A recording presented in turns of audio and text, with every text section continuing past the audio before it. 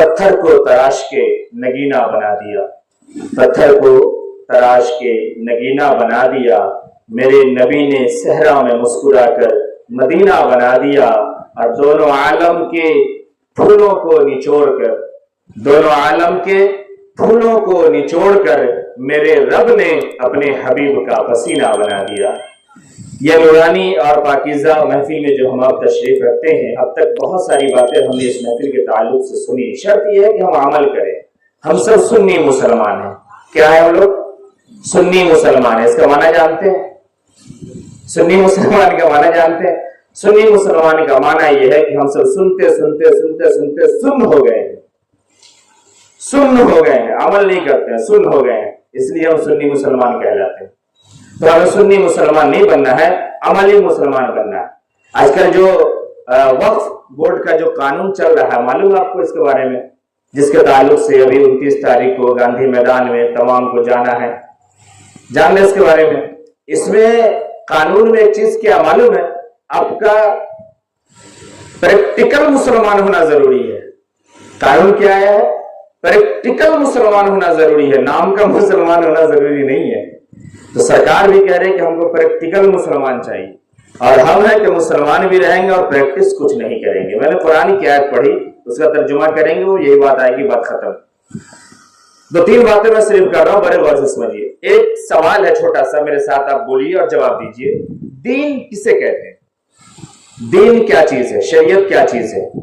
اگر یہ سوال ہم کریں یا آپ کریں تو اس کا ایک سیدھا سا جواب یہ ہوگا کہ دین کہتے ہیں نماز پڑھنے کو، دین کہتے ہیں روزہ رکھنے کو، دین کہتے ہیں حج کرنے کو، اس طریقے سے اور بھی جو کام ہے اس کو دین کہتے ہیں۔ کیا یہ جواب صحیح ہے؟ یہ جواب صحیح ہے؟ نہیں، دین اس کا نام نہیں ہے۔ دین کا یہ ایک کام ہے۔ آئی بات سمجھیے، بڑے غور سے سمجھیے گا، میں بہت مختصر بات کر کے ختم کروں گا۔ دین کہتے ہیں وہ کام کے کرنے کو، بڑے غور سے سمجھیے، دین کہتے ہیں اس کام کے کرنے کو جس سے اللہ اور اس کے حبیب جناب محمد رسول اللہ صلی اللہ علیہ وسلم راضی ہوں۔ دین کہتے ہیں اس کام کو جس کو کرنے کا حکم اللہ نے دیا ہے، اور اس کام کے کرنے کا طریقہ یہ جناب محمد رسول اللہ صلی اللہ علیہ وسلم کا ہے، اس کو دین کہتے ہیں۔ نماز پڑھنا، روزہ رکھنا، ہر نیک کام کرنا، یہ دین کا ایک کام ہے۔ مثال لکھ دیں، بریانی کسے کہتے ہیں؟ بریانی گول مرچ ڈالنے کو کہتے ہیں، زیرہ کو کہتے ہیں، جاویتری کو کہتے ہیں، لونگ کو کہتے ہیں، الائچی کو کہتے ہیں، چاول کو کہتے ہیں؟ نہیں، بریانی اس کا نام ہے کہ جس کے کھانے کے بعد مزہ آ جائے، چہرہ کھل جائے، پیٹ پھل جائے، ایک پلیٹ کی جگہ 4 پلیٹ ڈھکوس دیں، بریانی اس کا نام ہے۔ اس میں پڑنے والا زیرہ بھی ہے، ادرک بھی ہے، لہسن بھی ہے، اور تمام سامگری مل کر کے جب بہترین تیار ہوتی ہے، اور جس کو کھا کے مہمان کہہ دے کہ ہاں واقعی بریانی ہے، وہ بریانی ہے۔ ورنہ سب کچھ الگ الگ ہو اور وہ صحیح سے تیار نہ ہو، کھانے والا بھی گالی دے کے جاتا ہے، یا نہیں کھلانا تھا نہیں کھلاتا، کہیں کہ لیٹر کلو مرچا ڈال دیا اس کے اندر، نہیں اوقات تھی تو مت کھلاتے، اتنا تیتا کر دیا، کھا ہی نہیں سکے۔ بات سمجھ میں آ رہی ہے؟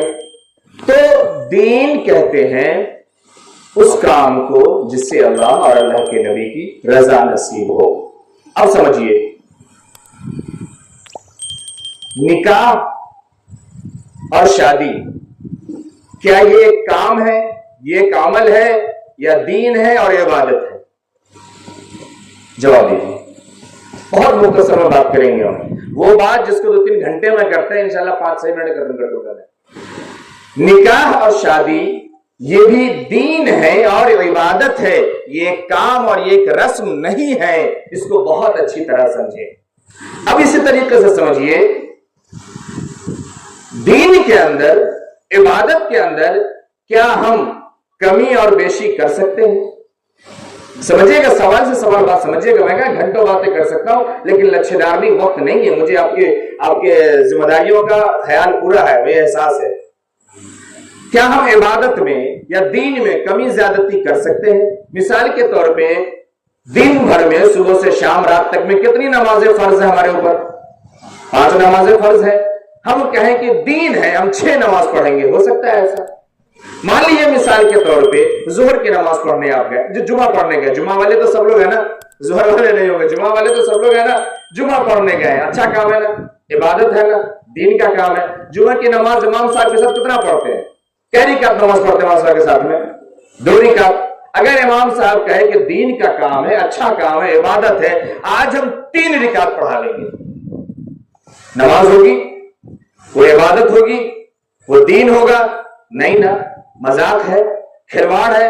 اسی طریقے سے نکاح بھی دین تب ہے، عبادت تب ہے جب اس میں اتنا ہی کیا جائے جتنا جناب محمد رسول اللہ صلی اللہ علیہ وسلم سے ثابت ہے اور آپ نے کرنے کا حکم دیا ہے اور طریقہ دیا ہے، تبھی وہ دین ہے، تبھی وہ عبادت ہے، ورنہ پھر وہ رسم ہے، طریقہ ہے، نمائش ہے، جھوٹی شان ہے۔ اور آقا صلی اللہ علیہ وسلم نے فرمایا، میں جو حدیث پڑھا تو ترجمہ کر رہا ہوں، باتیں سمیٹ رہا ہوں، آقا صلی اللہ علیہ وسلم نے فرمایا یسروا ولا تعسروا، لوگوں کے ساتھ آسانی کا معاملہ کرنے والے بنو، پریشانی کا معاملہ کرنے والے نہیں بنو۔ لوگوں کو آسانیاں فراہم کرو، تنگ مت کرو، پریشان مت کرو۔ آج ہم دیکھیں تو منگنی سے لے کر کے رخصتی تک، اور رخصتی کے بعد سالوں، جب تک ساس سسر مر نہ جائے یا سڑک پہ نہ آ جائے تب تک ہم اسے چھوڑتے نہیں ہیں، اسے گلے پہ سوار رہتے ہیں۔ ہے ایسا کہ نہیں ہے؟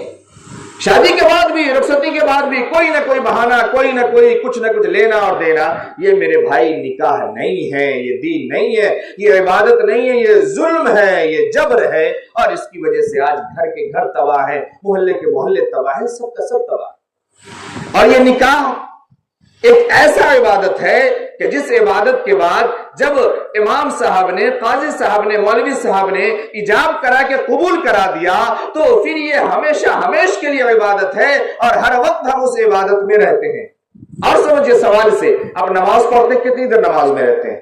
جتنی دیر آپ نے کہا اللہ اکبر، سلام پھیریں گے باہر نکل جائیں گے، اور تھوڑا سا لمبا کرنا چاہتے تو کر لیجئے، جب تک مسجد میں گئے ہیں، مسجد میں آئیں گے تبھی تک۔ روزہ آپ رکھے ہیں صبح سے لے کے جب تک افطار کریں گے تبھی تک۔ حج عمرے میں ہے تو جو دین ہے خاص تبھی تک، اس کے بعد اس عبادت سے ہم باہر ہو جاتے ہیں۔ لیکن نکاح ایک ایسی عبادت ہے، یہ ایک ایسا عمل ہے کہ جیسے ایجاب ہوا اور ایجاب کے بعد 2 گواہ کی موجودگی میں ہم نے قبول کر لیا، اب ہر وقت ہم اس عبادت میں ہیں اور ہر وقت ہم اس نکاح میں ہیں۔ ہر وقت، چاہے ہم سفر میں ہو، چاہے گھر میں ہو، چاہے بیماری میں ہو، چاہے صحت میں ہو، چاہے دولت میں ہو، چاہے غربت میں ہو، کہیں بھی ہو، کسی بھی حال میں ہو، ہر وقت ہم نکاح میں ہیں، ہر وقت ہم عبادت میں ہیں، اور ہر وقت ہمیں اس رشتے کی قدر کرنی ہے اور اس رشتے کو سمجھنا ہے۔